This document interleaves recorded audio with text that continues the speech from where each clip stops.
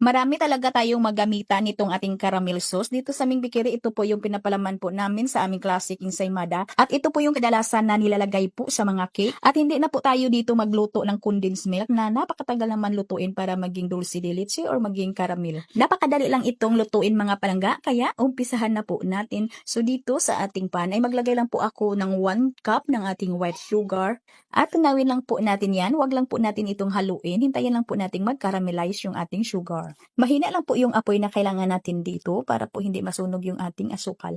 Ayan, at nangatunaw na po yung ating asukal ay pwede na po natin itong haluin. At pagkatapos ay ilagay na po natin dito agad yung ating 2 tablespoon ng ating margarine. Pwede talaga tayong gumamit dito mga palangga ng butter. Ayan, haluin lang po natin yan at ilagay na po natin dito yung 1 can ng condensed milk. At isunod na din natin ditong ilagay yung ating 2 cups ng evaporated milk. At magtira lang po ako dito ng half cup ng ating evaporated milk kasi dito po natin tutunawin mamaya yung ating 4 tablespoon na cornstarch.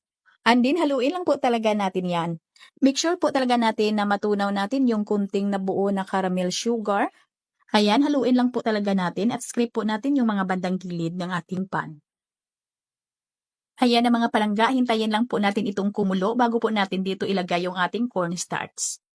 Ito pong tinira natin kanina na half cup ng evaporated milk. Dito po natin ilagay yung ating 4 tablespoon na cornstarch. Dito po natin tunawin. At pahinaan muna natin yung apoy ng ating kalan kasi kumukulo na yung ating caramel sugar. Ay aawas na siya. Kung gusto ninyo na malapot yung ating caramel sauce ay 4 to 5 tablespoon pong ilagay natin na cornstarch. At kung gusto niyo naman na medyo malabno po yung inyong caramel sauce ay maglagay kayo ng 2 to 3 tablespoon na cornstarch. Ayan, haluin lang po natin yan hanggang sa ito'y lumapot. Ayan, at nang lumapot na ay haluin pa natin ito ng mga 2 minuto. O di ba mga palangga, napakadali lang po talagang gawin. Madali lang po itong lutuin. Meron na po tayong masarap, matagal masira na caramel sauce. Ayan, napakakinis po ng ating caramel sauce. Pwede po natin itong salain pa para maging makinis na makinis talaga.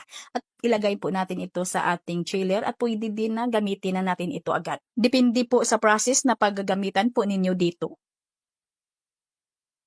Yun oh, napakaganda ng consistency ng ating caramel sauce. Sana may natutunan, sana nagustuhan po ninyong ating video for today. Ito pong inyong lingkod, Kainday Tinapay. Maraming salamat at bye.